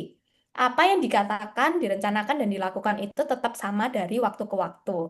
Nah, jadi teman-teman kuncinya sekarang itu kita adalah mesti konsisten nih. Kan udah sisa 2 bulan, misalnya, oke nih untuk ngejar api misalnya. Ya udah, misalnya sehari konsisten aku chat 5 orang deh gitu. Nggak usah muluk-muluk temen, nggak usah muluk-muluk teman-teman. Jadi misalnya sehari 5, 5, 5, tapi konsisten tuh. Nah, kalau 30 hari kali 5 kan juga udah 150 orang ya teman-teman ya. Itu lumayan banget gitu. Yang penting konsisten kecil, kecil, kecil, kecil kayak gitu. Oke, ini ada video. Everyone loves to talk about goals, big dreams, big visions. But before you set that goal, you need to stop and ask yourself, am I ready for the lifestyle it demands? See, a goal is not just an achievement you wake up to one day.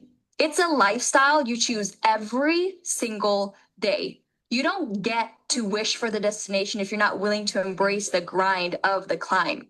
You want the body, but not the discipline. You want the wealth, but not the sacrifice. You want the influence, but not the responsibility. That's why so many stay stuck. They fell in love with the finish line, but rejected the training. Goals are not free, they demand a price: your time, your habits, your comfort. So, before you write down the dream, ask yourself, am I truly willing to live the life that dream requires? Because if you're not, it's not really a goal, it's just a fantasy. Nah, ini pas banget ya teman-teman ya, karena kan kita memang udah akhir tahun ini kan mengejar nih, kita punya goal kan teman-teman. Entah itu mau promosi AB, Star Club, Double Star Club, PCC gitu. Nah, kalau misalnya nih kita cuma wah, gua pasti PCC gitu. Tapi kita nggak melakukan sesuatu untuk mengejar itu, ya nggak akan dapat teman-teman. Bener yang dibilang di videonya, ya itu cuma fantasy kamu doang gitu. Apa sih yang harus kamu lakukan? Ya kamu harus sacrifice kamu punya time, habit, sama comfort. Kalau misalnya memang kalian masih ketinggalan jauh nih, ya berarti 2 bulan ini kalian mesti kerjanya ekstra-ekstra effort gitu loh teman-teman. Jadi jangan menyia-nyiakan waktu yang kalian punya sekarang. Nah, lanjut lagi. Ini kebetulan aku belum lama ini ada satu sesi kayak di mana di agensi aku tuh manggil coach gitu kan teman-teman. Tentang personality lah kita belajar gitu. Nah, dia ada sharing satu hal yang bagus menurutku. Ini ngomongin tentang rumus sukses. Jadi sukses itu dia bilang sama dengan be kali do gitu. Nah, be itu apa sih Grace? Be itu ngomongin soal kita punya conceptual skill teman-teman. Jadi kita punya value, kita punya mindset, kita punya attitude. Jadi ini biasanya hal-hal yang tidak terlihat secara fisik gitu lah ya. Nah kalau do itu tuh ngomongin soal kita punya technical skill. Ya kayak misalnya presentasi, training, janji temu, itu tuh do teman-teman. Jadi kalau be sama do yang nilainya limited itu kan pasti do-nya ya teman-teman. Karena kan kita punya waktu dalam satu hari itu kan terbatas, 24 jam. Misalnya nih dalam waktu 24 jam kayak seberapa banyak sih kita bisa ketemuan sama orang gitu kan. Nah, ini dikasih contoh nih. Misalnya, sukses itu kita asumsikan dengan nilai 10 gitu. Nah, let's say kita tuh tipe yang pekerja keras banget. Jadi dunya 10 juga. Nah, berarti B-nya kan 1 ya teman-teman ya. Jadi ini kita lebih mengandalkan kita punya physical effort gitu lah ya. Nah, pernah ngebayangin nggak sih teman-teman? Misalnya nih, kalau B-nya itu kita naikin value-nya 1 aja. Jadi dari 1 ke 2 gitu. Nah, dunya itu langsung turun setengahnya loh teman-teman, cuma 5. Jadi ibarat tuh kalau aku mau kasih contoh, misalnya dulu kalau eh, prospek 10 orang, closingnya 1, dengan naikin kita punya B, mungkin 5 orang udah closingan 1 teman-teman. Nah, B-nya itu sebenarnya apa sih, Grace gitu. Nah, B-nya kan tadi kita ngomongin soal value, mindset, attitude, teman-teman. Jadi ini memang hal yang tidak terlihat gitu. Eh, Cara naikinnya gimana, Grace? Ya, udah bener nih. Misalnya teman-teman hari ini datang dengerin speaker dari berbagai macam background buat naikin kalian punya mindset, kalian punya belief. Nah, itu udah naikin B-nya kalian, teman-teman. Terus kalau dibilang sama coachnya sebenarnya satu hal yang paling efektif itu adalah naikin dari sisi spiritual kalian. Jadi sesuai dengan agama kalian masing-masing gitu. Itu akan menaikkan nilai B-nya jauh lebih tinggi lagi. Dan misalnya kayak kita punya integritas teman-teman terhadap nasabah gitu. Misalnya jadi agent yang benar gitu. Misalnya kalau ada nasabah, ada histori tertentu ya harus dilaporin gitu. Misal ya. Nah, itu integritas itu semua ngomong tentang B, teman-teman. Jadi kita punya value-nya itu gimana gitu. Nah, ini yang mesti dinaikin teman-teman. Gitu. Nah, ini sebenarnya kayak beberapa hal yang aku pakai ya teman-teman. Ini aku cuma sharing. Ya mungkin somehow works buat teman-teman. Jadi aku tuh pakai personal branding teman-teman buat jualan. Karena aku menyadari bahwa di seumuran aku tuh memang lebih banyak orang tuh aware di Instagram ya teman-teman ya. Jadi biasanya kan suka ngeliatin story, reels kayak gitu. Jadi aku menggunakan itulah ya sesuai generasi aku. Nah, kayak bio, biasanya aku tulis jelas kalau aku tuh insurance supaya orang itu kayak kalau misalnya aku chat atau DM dia tuh udah tahu sih sebenarnya arahnya kan pasti ke oh pasti mau ngajak ketemuan gitu kan bahas asuransi. Jadi kayak no hard feeling gitu loh teman-teman. Nah, terus story itu aku pasti tetap update kalau bisa setiap hari itu selalu ya sharing kegiatan kita lah. Mungkin nggak harus hard selling tentang asuransi terus, tapi kita bisa tanemin mungkin sesekali value-value gitu. Jadi kadang tuh kalau followers kita yang lihat IG kita juga bisa kayak seolah-olah mengenal kita gitu loh teman-teman. Oh, agent yang ini nih, ini bagus nih misalnya si Grace nih punya value kayak gini loh gitu. Jadi dia kayak sedikit banyak mengenal kita gitu loh teman-teman dengan kita sering upload sesuatu. Nah, story terus feeds teman-teman. Biasanya feeds itu aku sih sebisa mungkin minta tolong kayak rekrutan aku biasanya rapihin mereka punya feeds gitu. Ya, apa yang nggak penting tuh ya nggak usah di-post gitu. Tunjukkan sesuatu yang baik. Karena kan Instagram kita tuh ya kayak etalase kita jualan eh, diri kita sendiri gitu loh teman-teman. Personal brandingnya kita kan memang dari situ. Jadi ya dirapihin gitu etalasenya. Nah, terus ini ada satu hal yang menurut aku bener. Katanya kan orang beli karena dia tuh suka sama value kamu. Dan aku sendiri juga ngerasain ini tuh bener, teman-teman. Karena misalnya aku udah jualan sama seseorang nih ya, udah closingan gitu. Mungkin di awal dia inget nih teman-teman, oh produknya tuh ini. Tapi setelah sekian lama, dia tuh biasanya udah nggak terlalu inget teman-teman kayak benefitnya tuh apa aja biasanya juga udah lupa. Jadi beneran beli itu ya karena trust aja sama kamu gitu. Dia tahu pokoknya polis dia tuh aman sama kamu gitu. Jadi sebenarnya value itu penting banget sih teman-teman. Karena dengan mungkin kalian nggak ketemu orang itu, tapi orang itu tuh bisa seolah-olah mengenal kamu gitu. Jadi penting banget kalau teman-teman sekarang punya IG ya sebisa mungkin dibagusin teman-teman. Nah, ini juga kayak contoh beberapa kalau aku tuh suka storytelling sebenarnya di Instagram. Jadi kayak aku ada bikin cerita lah waktu itu. Terus habis itu eh yang post kayak jaminan dan lain-lain gitu. Jadi kalau teman-teman ada case-case tertentu yang bisa di storytellingin itu juga bagus buat di story gitu. Nah, ini aku juga sebenarnya dapat kayak dari sharingan beberapa leader dan ini aku merasa workout buat aku teman-teman namanya 20 points card. Jadi mungkin kalau ada yang punya rekrutan yang tipenya lumayan melankolis, aku merasa ini workout karena kan kita suka kadang tuh overthinking. Jadi kayak ngerasa eh, aku tuh udah produktif nggak ya hari ini? Kok rasanya kayak nggak dapet apa-apa ya? Jadi suka kayak guilty sendiri gitu loh teman-teman. Ya itu aku sih. Tapi kalau misalnya ada yang punya rekrutan yang sama kayak aku, mungkin ini bisa work out ya. Jadi misalnya contoh nih teman-teman, kalau chat atau buat janji temu itu poinnya satu gitu. Misalnya di hari itu bisa chat 7 orang, ya berarti kan 7 kali 1 nilainya 7. Terus habis itu misalnya dapat janji temu, poinnya 2. Kalau misalnya bisa dapat satu janji temu, ya berarti kan 2 kali 1 poinnya 2.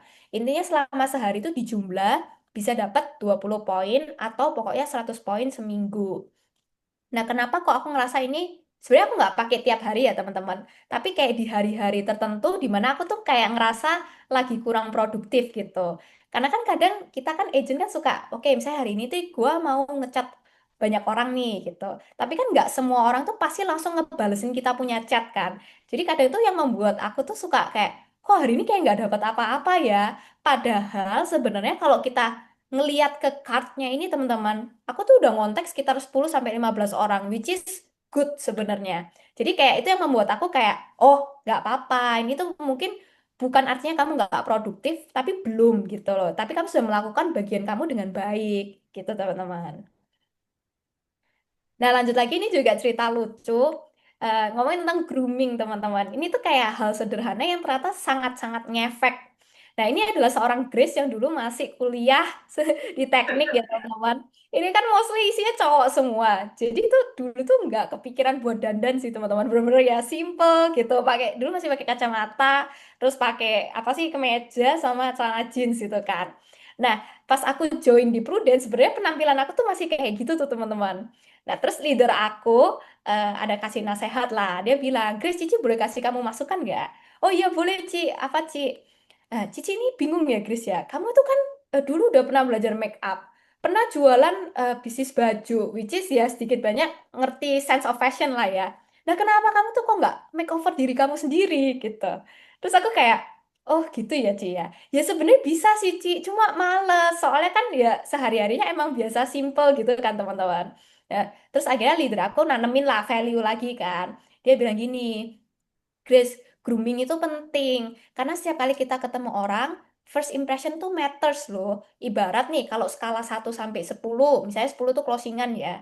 Kalau misalnya first impression kamu bagus, itu tuh mungkin udah naik ke skornya 4 atau 5 gitu. Jadi kalau misalnya buat kamu ngejar closingan, tinggal kamu bisa nunjukin presentasinya bagus, kamu ngerti produk. Nah, itu tuh chance of closingnya jadi jauh lebih besar.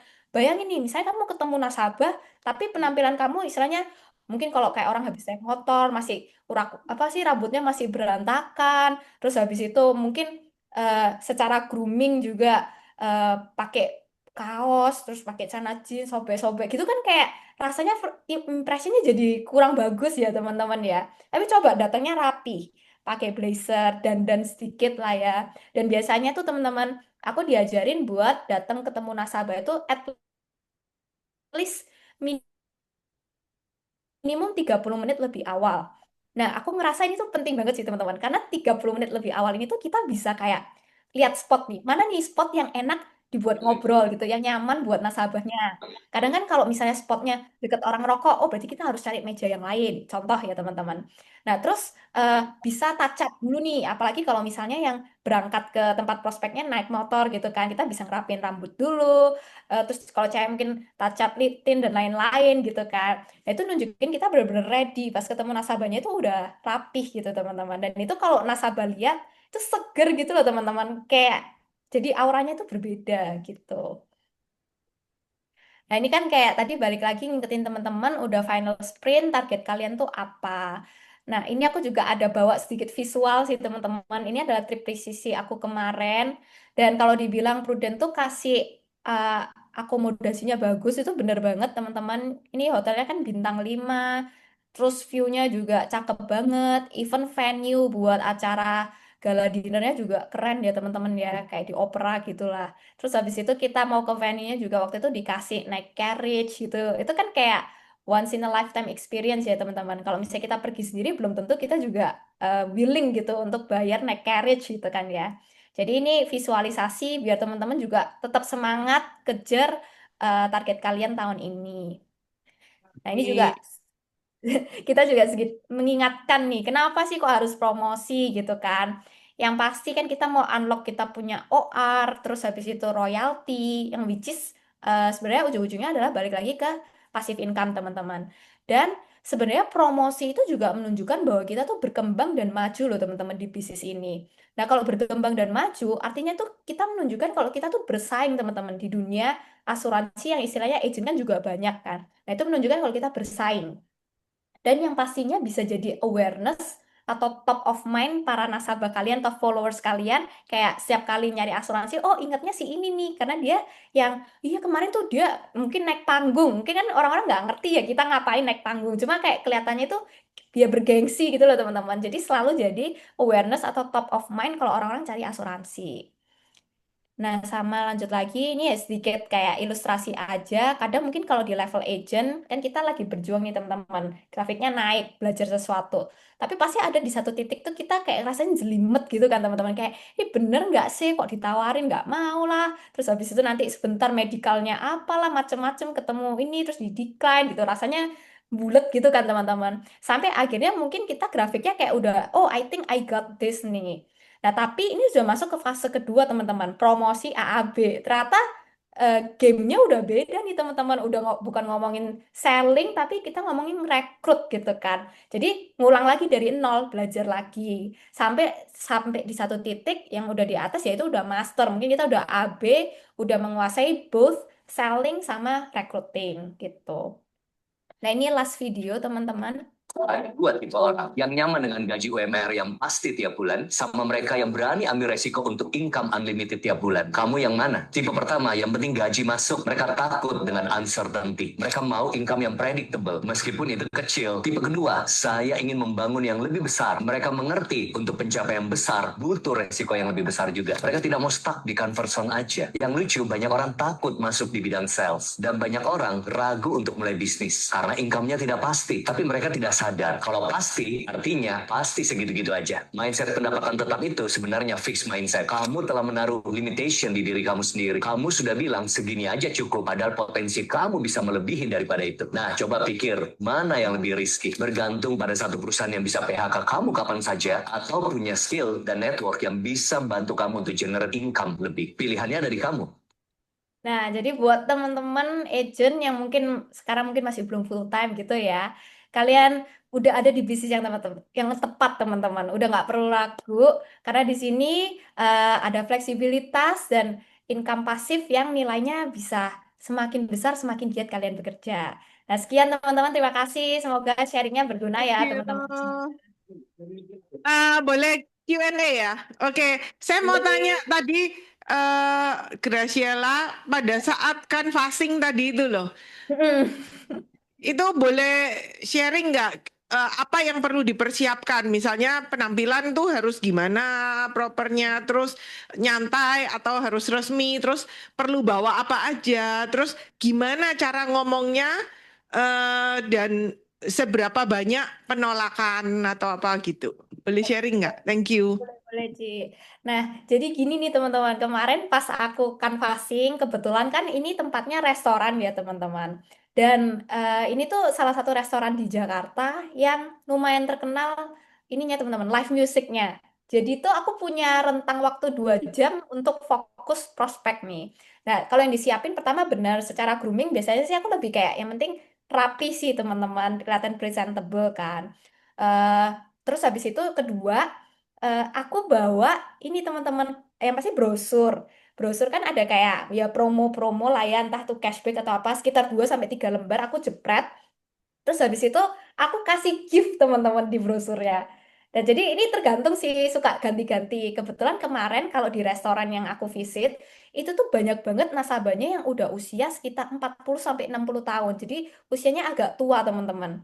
Jadi aku kasih gift-nya waktu itu salon pasta set gitu teman-teman. Aku cepretin satu-satu di brosurnya. Nah tujuannya apa? Aku kasih gift kecil-kecil kayak gitu. Karena seringkali nyadar nggak sih kalau misalnya kita ngasih brosurnya asuransi, orang tuh kayak refleks langsung auto nolak gitu. Nah, tapi ketika ada gift-nya, orang tuh at least megang brosurnya gitu loh, kayak mau ngambil gift-nya kan. Jadi mau nggak mau setelah dia ambil, aku langsung ngomong kayak, Om, Tante, izin ya, ini aku lagi buka booth Prudential, ini aku kasih brosurnya, aku boleh ya Om minta nomornya. Aku langsung langsung to the point sih teman-teman. Karena kalau misalnya di restoran, biasanya kan memang orang nggak ada intention untuk kayak beli asuransi kan. Ini kan kita kayak, ya ini aku lagi randomly sih teman-teman nyoba gitu kan waktu itu. Nah jadi kayak aku langsung suruh isi nomor, dan nanti setelah pulang baru aku kontakin teman-teman satu-satu. Nah jujur kalau penolakan sih ya banyak banget pas kemarin di canvassing restoran tuh benar-benar ya karena kan intensinya mereka buat makan gitu. Jadi mereka nggak suka kalau diganggu. Tapi kalau dibilang ada nggak yang nerima ya ada aja sih teman-teman. Kayak dari sekian banyak yang aku samperin selama kemarin canvassing itu ada kali kayak 30 sampai 40 orang yang kasih nomor akhirnya. Gitu. Terus baru kontakin di rumah. Gitu. Wow. Gift-nya apa itu? Oh, salon pas bener ada vitamin lain kali ya atau Nah, labu kalau di rumah sakit biasanya pakai kayak vitamin C gitu kan. vitamin ya. Iya. Iya. Oke, Grace, Ya, ini ada. pesan dari CC Belanja ya. Iya, betul. Ini Sylvia mau tanya, Grace. Ya. Halo, Chris. Halo. Iya, kita seumuran kok ya. Oh ya, oke. Kok nggak terima ya? Iya, aku ada 2 pertanyaan buat Grace. Kelihatan kok. Grace, aku yang satu-satunya kerudungan di sini, Grace. Oh iya iya. Iya. Saya agak kecil di layarku. Iya. Eh, Pertanyaan yang pertama adalah, Grace ini kan Gen Z ya. Ya. Sebenarnya apa sih driven yang tadi kan memang sih Grace sempat menjelaskan bahwa aku full heart di sini setelah aku nanganin klaimnya mama sama mama mertua gitu kan. Jadinya kayak full heart gitu. Tapi sebenarnya apa sih yang mendorong seorang Gen Z itu mau in charge di bisnis ini kayak Grace gitu. Apa sih sebenarnya drive-nya yang menurut Grace bisa menjadi drive untuk para Gen Z? Mungkin timnya Grace juga ada yang Gen Z, boleh dong sharing ke kita sebenarnya apa sih suatu drive yang bisa bikin Gen Z ini bergerak? Itu yang pertama. Terus yang kedua, Aku tadi suka banget sama slide yang sukses sama dengan apa tadi ya? Kali Bi kali do gitu loh. Scooby-Doo gitu ya. Iya itu aku bagus apa ya? Maksudnya bagus banget gitu ya. Maksudnya Grace itu sorry dapat dari training personality gitu ya. Iya, heeh. Oh, training personality-nya apa, Grace?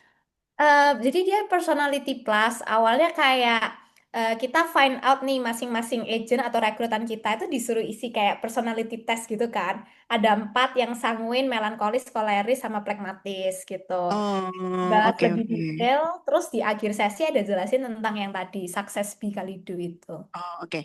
Nah, pertanyaan lanjutannya adalah apakah dari rumus itu Grace pernah nggak mengaplikasikan itu ke timnya Grace dan impact apa yang akhirnya Grace itu bisa rasakan dari hasil personality coaching itu? Oke. Thank you. Nah, tadi ngejawab yang pertama dulu, kayak Hmm, drive apa kan untuk kita para Gen Z gitu. Nah, betul. sebenarnya setelah menjalani di lapangan tuh aku merasa kayak drive-nya itu sebenarnya beda-beda sih. Eh, Makanya penting banget kayak buat one on one gitu kan, ngobrol, cari tahu kayak sebenarnya why-nya dia itu join di Business Pro tuh apa gitu. Karena aku ada nemu kayak rekrutan aku, eh, dia itu udah kerja di luar negeri selama berapa tahun ya? Ini dia udah PR waktu itu di UK.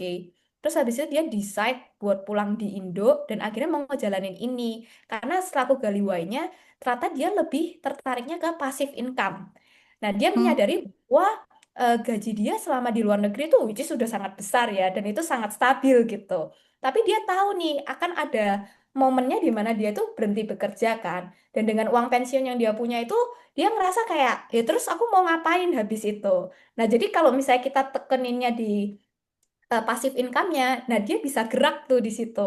Nah, tapi aku mm-mm. punya satu rekrutan lagi yang drive-nya itu beda gitu. Nah, kalau dia tuh drive-nya lebih ke ya gue mau cari income-nya cepet karena gue mau beli mobil gitu. Nah, jadi kayak memang hot button-nya tiap orang kan beda-beda kan. Nah, kalau yang ini memang bener-bener ngomongnya duit gitu. Jadi ya udah kita bener-bener gencernya kayak oh ya nih ada productive month dan segala macam supaya ya dia gerak gitu karena dia memang maunya duit gitu. Nah, ada lagi satu yang sukanya ini apa sih namanya? Kayak dihargain dapat self apa sih namanya? Apresiasi gitu ya. Ah, ya, ya kayak gitu. Jadi kayak setiap kali kalau maju mungkin kan kayak dapat satu case apa top agent kayak gitu. Nah, dia seneng dapat apa sih acknowledgement gitu. Nah, berarti memang harus lebih sering dipuji gitu. Jadi emang beda-beda sih. Dan aku ngerasa pas ikut personality plus itu juga ngebantu. Karena kan kayak kita jadi tahu nih, oh nih orang tuh punya karakter kayak apa dan cara ngerakinnya gimana gitu. Oh, oke. Dan maksudnya selain maksudnya kalau aku boleh simpulkan Grace juga making time ya buat maksudnya calon rekrutannya ini untuk tahu hot buttonnya apa plus tadi kebantu sama yang apa tadi personality Ya. coaching itu gitu ya. Oh, oke oke. Oke. Yang Sama pertanyaan tadi kedua pertanyaan Grace. nomor 2-nya apa ya? Lupa Ya, lagi. pertanyaan curiga sanguin Grace ini ya. Enggak loh padahal. Enggak ya. Pertanyaan keduanya tadi kan setelah ikut personality coaching itu Oh. impact apa sih yang setelah Grace aplikasikan mungkin ke rekrutan kayak gitu sih? Impact apa yang Grace rasain ke tim terutama? Nah, oke. Jadi kalau kebetulan di direct leader sama sampai ke aku sampai ke bawah itu tuh kita punya tiap minggu selain yang training hari Sabtu sama agency itu ada training lagi kayak kecil gitu buat directnya kita kan. Nah di situ tuh kita kayak belajar basic kan tentang kalau aku sih pakai kayak 3 level asuransi sama 3 sumber income. Nah terus setiap kali setelah selesai sesi itu suka sebenarnya gantian sih ada yang sharing value gitu kan. Nah, sharing value ini tuh sebenarnya sifatnya ya itu kayak nanemin mindset kan buat kita-kita semua gitu yang satu direct unit biar sama semua gitu kan value-nya.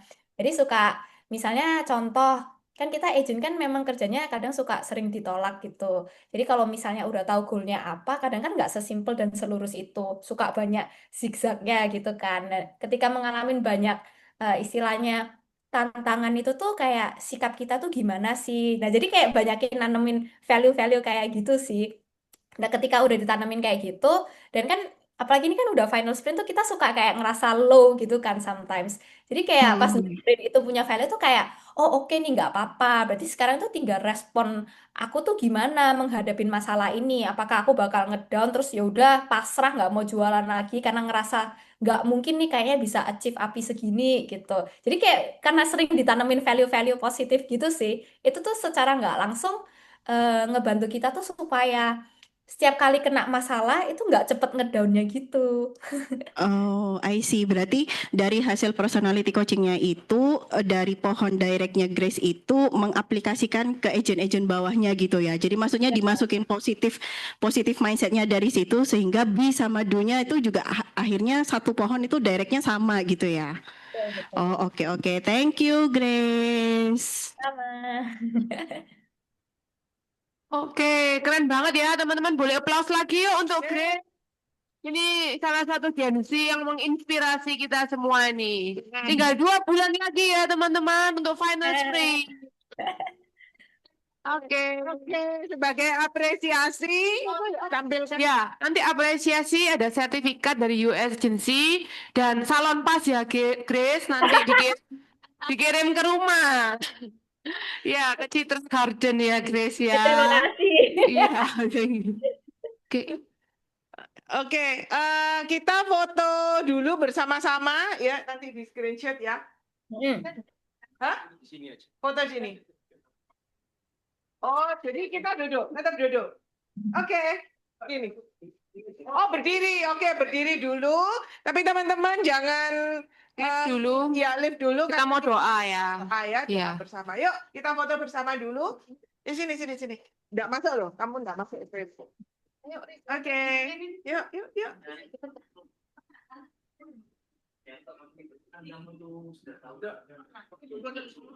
Hah? Lihat kamera deh. Satu, Lihat kamera semua. Alex, geser dikit lagi nggak kelihatan lagi.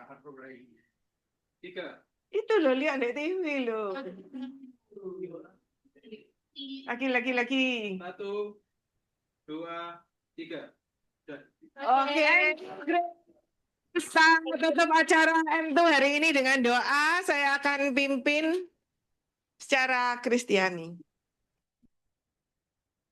Oh ya, Vis ya sini ya. Nggak apa-apa, Vis.